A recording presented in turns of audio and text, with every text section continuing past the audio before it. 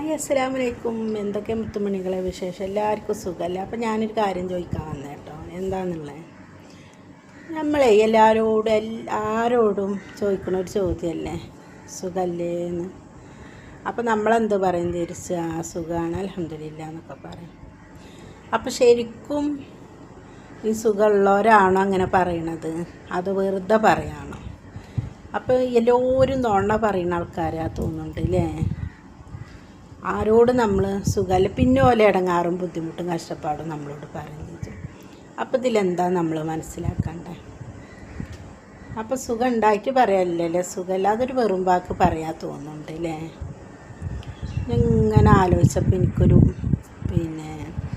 തോന്നൽ വന്നതാട്ടോ.